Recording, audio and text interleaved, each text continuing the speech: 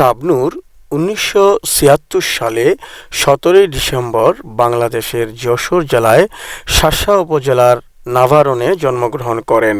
পারিবারিকভাবে তার নাম রাখা হয় কাজী শারমিন নাহিদ নূপুর। চলচ্চিত্রে আগমনের পরে পরিচালক এহতেশাম এর নাম রাখেন শাবনূর।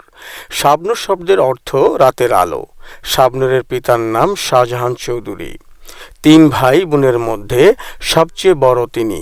তার ছোট বোন ঝুমুর এবং ভাই তমাল দুজনেই নিজ নিজ পরিবার সহ অস্ট্রেলিয়ায় প্রবাসী।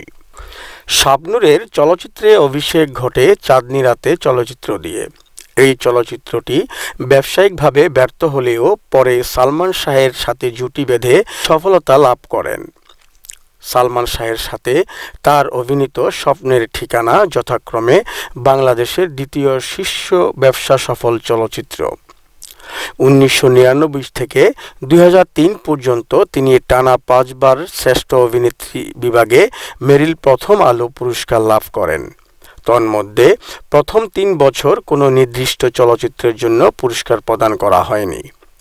পরের ২ বছর যথাক্রমে শ্বশুরবাড়ি জিন্দাবাদ ও স্বামী স্ত্রীর যুদ্ধ চলচ্চিত্রের জন্য।